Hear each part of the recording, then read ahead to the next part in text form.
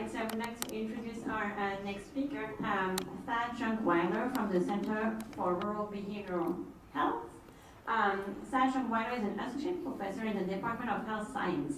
In addition to his academic work, he is a licensed behavioral health provider with over a decade of experience in treating people with mental health and substance use disorders in rural Minnesota. In 2021, he was named a presidential teaching scholar and one of 17 healthcare professionals in the country named a Rural Health Fellow of the National Rural Health Association. Well, thank you. I always feel like a bit of a narcissist when I stand next to someone who reads your bio, because you all know I wrote that, right? It's like, how haughty does this guy think he is, listing all these accomplishments? But good afternoon. We've made it to the end of the day, right? We're not quite done. There's me, and we got our great friends from Not One More Vet after this, but it is the end of the day. We can see the lights. And we saved a really heavy topic for the end of the day, right? Yeah, absolutely. But I will do my best in my allotted time to hopefully share a little about who I am, the work that we do at the Center for Rural Behavioral Health, but most importantly, my goal is for you to leave these doors here in about 40 minutes, 45 minutes, with something that you can take back that will help you, help the people you work with, and the people that you serve. That's ultimately the goal of our time together. Just a little bit more about me. I think it is just important to kind of understand where people come from and the perspective they bring in. And I'm often asked, what in the world happened for you to get interested in agricultural mental health? Right? How does someone pick that as their career pathway? And I'm not joking when I say it starts with sex, drugs, and rock and roll. It really does. Oh, and failing out of high school. Because that was my journey. I was raised by a single mother up by Duluth. My mom did the best she could, but I ended up getting in lots of trouble as a young man, unsupervised, and failed out of school to where my mom sent me to live on my grandparents' farm. And so I have a strong connection to the agricultural community because that's where I was raised. I learned a lot on that farm, learned a lot about life and how to persevere through challenges, but what I learned maybe the most was that I didn't want to be a farmer. That's what it taught me, because I needed to do something else. But what that something else was, I didn't know at the time. Well, conveniently, about that same time as I was graduating high school, an Army recruiter showed up at my doorstep and said, I hear this young man who doesn't know where he's going and what he wants to do. He spoke right to me. He said, how about jumping out of planes? How about doing some really cool stuff? And oh, by the way, we hadn't been at war for a very long time. Well, that was in August of 2001 when I joined the Army. The next month, September 11th happened, and let's just say I spent some time downrange, had some unsavory experiences, came home, even more of a mess than when I left, if I could be completely honest. And I lost several of my buddies, not in combat, which we did, but I lost twice as many of my friends and the men that I served with to suicide following our combat operations than I did there. And I'll never forget, kind of what prompted me into mental health, into this field at all, was I'd been arrested. I drank a lot when I got home, got lots of bar fights. I'd been arrested, and the VA or the court ordered me to do some treatment, so I did it at the VA. And I was sitting there with a psychologist, and he said, you mean to tell me you survived that to come home and die here? And I had like a light bulb moment that said, this is what I want to do.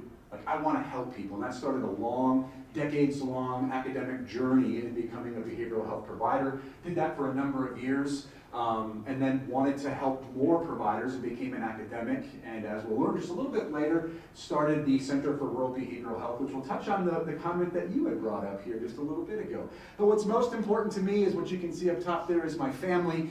Charlotte bet that about 10% of people get enough sleep. I'm definitely not a part of that 10%, Charlotte. I have toddler twins, so I don't sleep hardly at all in my home. Yes, absolutely. So that's me. So why am I here? I think Charlotte kicking things off really already drove this point home. Something that all of us in this room are probably aware of, right? I mean, you didn't pick this workshop out of the several others because you had no idea what was going on. Something drew you to this. And my guess is what is drawing you to this topic or your interest in the topic is what we're seeing being told, the stories that are being told within our popular media, right? I like to use media as a way to kind of get the pulse of what's going on in our communities. And there's a lot of stories going on in agriculture right now, but these are some of the big ones. What's going on with farmer mental health, farmer suicide. I was so excited when I got invited to be a part of the Leman conference and the conversations I had with Pearl and her team, because I had no idea up until those conversations that veterinarians were in the same boat. That your suicide rate, that your mental wellness kind of mirrored the customers in which you serve. And so I thought, what an excellent opportunity to really do two things. One, to give you information that may help yourself, and also information that may help the people that you work with and work for. So this is it. I mean, these are the stories right here about, and Charlotte gave us the details already, but these are the stories that we are reading about the agricultural community. The story that's often not told, or the reason why we're going to get into the topic of the day for myself, is this whole issue around supply and demand, around mental health services. The demand for mental health care is far outpacing the supply. That is a trend that had been going on pre-COVID, right? So let's just go back about like 20 years when I started my career. Mental health was kind of this thing we didn't talk about. Mental health was this thing, if you needed mental health care, you know, oh, okay, don't bring it up. We had this huge campaign to destigmatize mental health and make it okay to not be okay, and to get help if you need help, and let's celebrate mental health.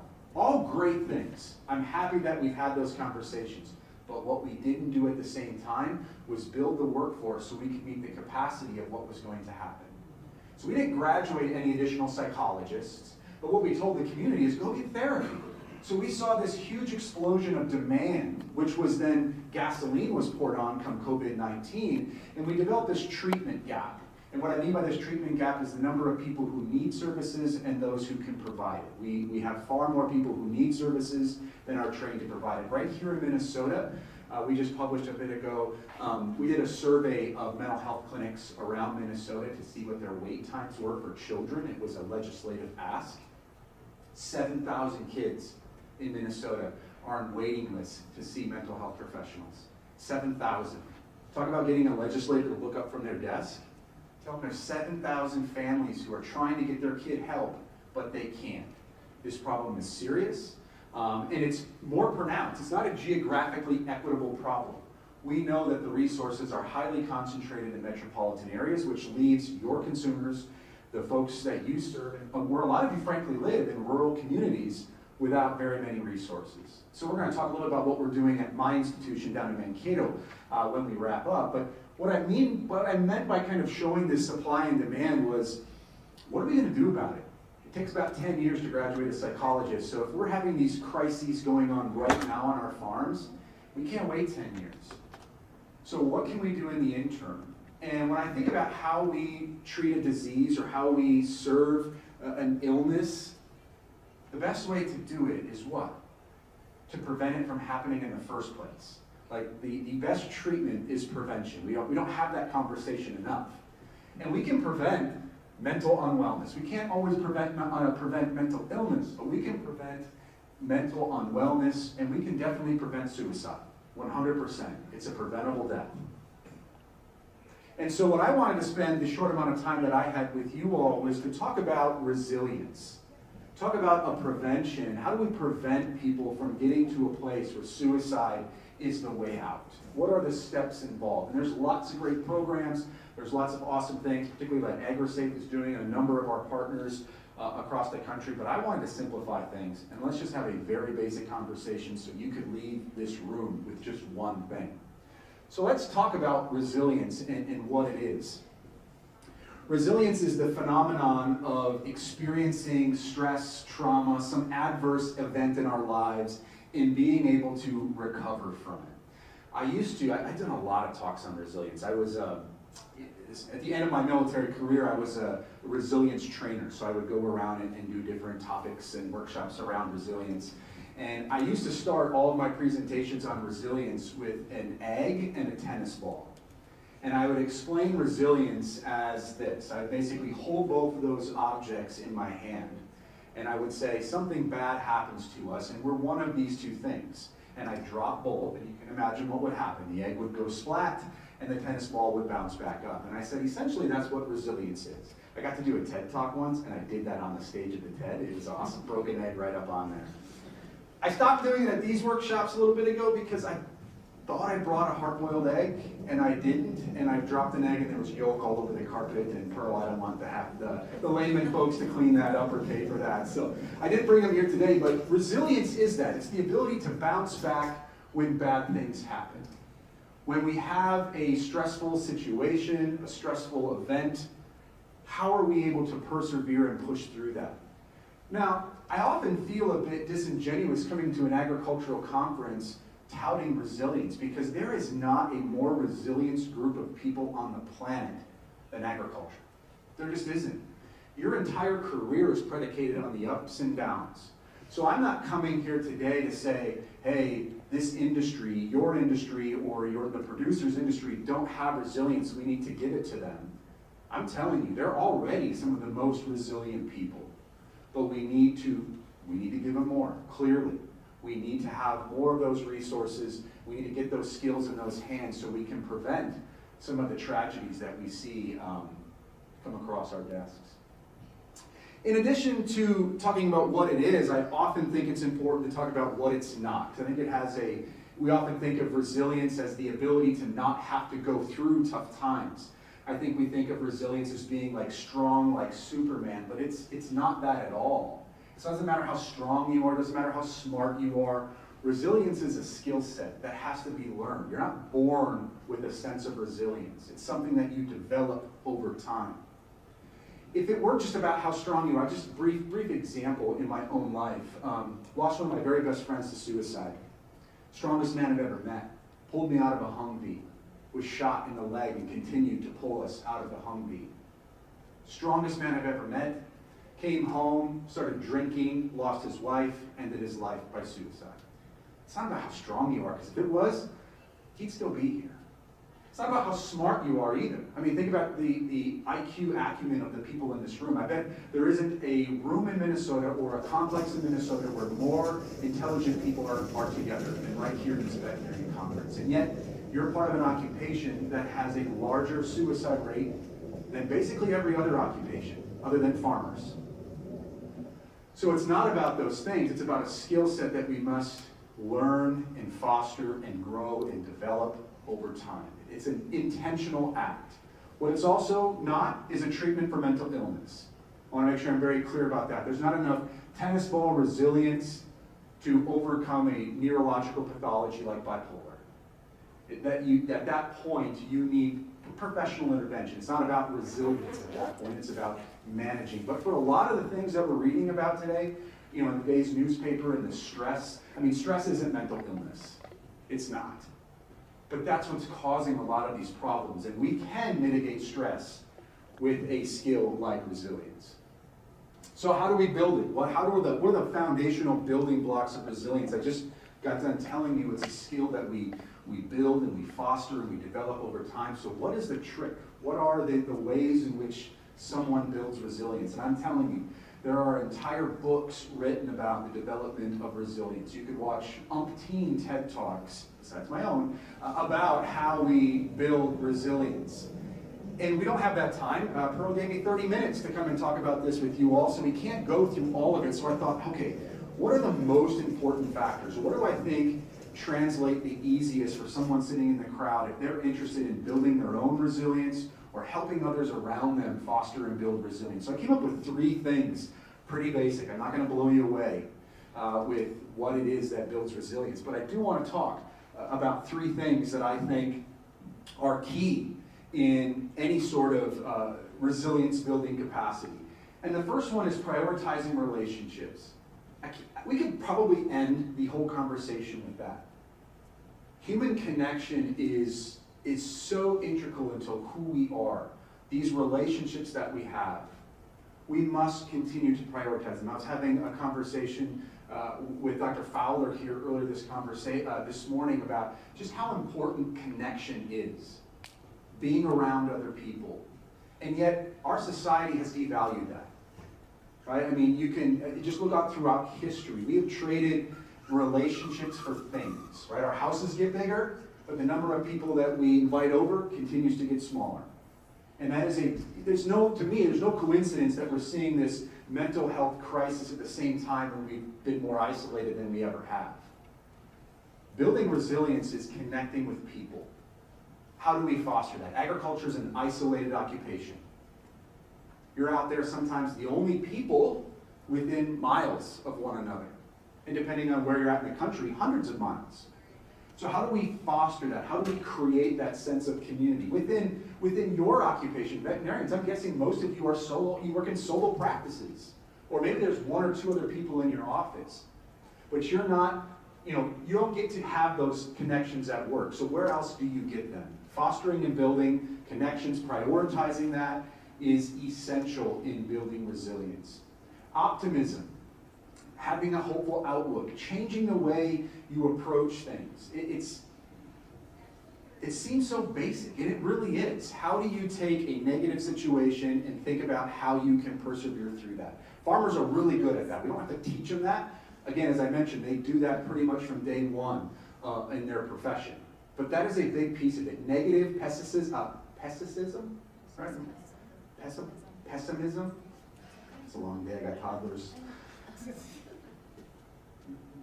That's contagious. That stays with you. That is an outlook. You can have a very half-empty outlook on life, but if you can flip that, if you can find a way to maintain an optimal or positive outlook, that is a building block of resilience. And the last piece is count your blessings, sometimes referred to as gratitude.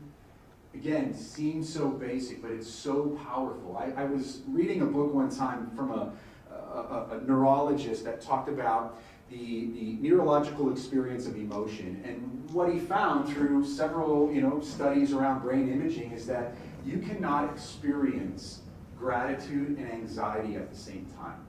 It doesn't work. Your brain can't compute it. So when you're grateful for things and have a gratitude outlook on things, you can't then feel and experience anxiety. It's crazy. So how do we develop and foster a society, a personal accountability of one of gratitude? It's easy to talk about all the things that aren't going well, but when do we stop and recognize the things that are? Doing those just very small, basic things is the building blocks of building a resilient mindset. Obviously, lots more goes into this. It's more complex than that. But in a 30-minute speech, that's what you get. Some pretty basic building blocks. How do we prioritize relationships? How do we build that sense of community? And not over Zoom, but how do we bring people together, keep them together, prioritize those relationships, push for a hopeful outlook, and then how do we get better at practicing gratitude? How do we do that? I think it's also important, anytime you're talking about subjects like mental illness and suicide, to know our limits, right? I think the measure of how intelligent someone is not what they know, but their willingness to admit what they don't know. That's the measure of intelligence, is what's left to learn. And so in a room of really intelligent people, I understand you're probably thinking, I took a lot of classes in animal sciences, and I didn't take one psych class other than the one with Freud at Psych 101, right? And that didn't teach me too much about people. So what are the limits? What do you know? And so just a couple of key takeaways with that is that mental health is a complex issue. We have whole professional, we have whole professions dedicated to it. You wouldn't let me come into your, exam room and start cutting into pigs and cows and just practicing around and saying, hey, I can do this. You can't come into my exam room and do the same thing. So, there is a professional delineation. So what are those limits? When do you know you need to tap on somebody else? And maybe more importantly than that, who is it that you tap on? When you're on that farm having that difficult conversation with the farmer and you know something's up, and maybe you've taken AgriSafe's QPR or Not One More Vet's QPR, and you feel pretty adequate to have that conversation, but when you get to the point where you know it's time to refer, you're only as good as your next referral source. If you don't know where to go next, we fail. So what are the resources that you have in your community, in your state? I don't know how many Minnesota vets we have. Do we have any Minnesota folks here? We have tremendous state-level resources. The Department of Ag has an entire team related to agriculture mental health, farmer mental health. And so if you are practicing in Minnesota and don't know those great people and how to get a hold of them, you're wrong. You need to know how to access the resources that you have. And if you don't have resources in those communities, if you're practicing somewhere where there isn't a phone call or somewhere to go, figure out who to talk to in another state, another community, and see if they can help you out as well. You have to know what your limits are. So I mentioned, I have a few minutes, right, Pearl? I mentioned at the onset that I'm from the Center for Rural Behavioral Health. I founded the Center for Rural Behavioral Health in 2019 because of that treatment gap that I discussed earlier. So I wrote a paper that looked at the workforce, the behavioral health workforce in Minnesota, and what we found is we had this treatment gap, but what I did was projected out that treatment gap 10 years. And so we took things like the age of the providers, their job satisfaction, had this real academic formula. It basically projected that in 10 years, that treatment gap would double. And we talked about how the geographical inequity around resources, mental health resources. In Minnesota, 90% of our providers practice in the 7-county metro, where you're currently at. 90% of the behavioral health providers, people like me, practice in the 7-county metro, but guess what? They only have about half of the state's population. So half of Minnesota lives in these 7 counties, and yet they have 9 out of 10 every practicing behavioral health provider. So we knew that if, in 10 years it's going to double, where it's going to hurt the most are in our rural and agricultural communities. So we wrote this paper, and usually this is the thing that academics do. They say, oh, look at this great paper we wrote, we publish it in a journal, and we step away from it, and nobody reads it. Right? So we said, we're not going to do that. We're going to identify this issue, and we're going to come up with a solution. So we created the Center for Rural Behavioral Health, which is dedicated to improving access to behavioral health services in rural and outstate Minnesota. And it's an academic research center. We do solution-oriented research that is aimed at trying to improve access to behavioral health services. We're also starting a training clinic this next year. We got a legislative appropriation from Minnesota and the federal government to start a training clinic to train more clinicians in rural-focused mental health services. So we have lots of great things going on. But the thing I want to highlight before I step off the stage and turn it over to the next great team here is our partnership with pork, specifically Minnesota Pork and the National Pork folks. When I said I wanted to start an academic research center, I knew that we would need help doing this to meet our mission. And in academia, what we normally do is ask the government for help. We say, give us grants. And grants are great, we all love them, except they're cyclical. They don't, they end, and then that program essentially dies as well. So I knew to be sustainable, we had to do more. So I said, who are the private corporations, entities that are also invested in ensuring mental health care access in rural communities? So we went out and got a healthcare partner. Blue Cross and Blue Shield gave us $1 million to get started. Said, go solve this problem. And then we said, we need some agricultural partners to learn about what their needs are. And so we met with a number of leaders within the ag industry and said, who would be a great match? And when I got on Minnesota Pork's website and I said that the better the people, the better the pigs, when I saw that one quote on their website, I immediately knew this is who I wanted to work with. They get it. They get that the people are the drivers in this profession. And so I'm proud to stand here today in recognizing the partnership that we have with our pork friends. And so thank you for all and the people in the room who have been a part of that, and Heather's team for allowing us to do that.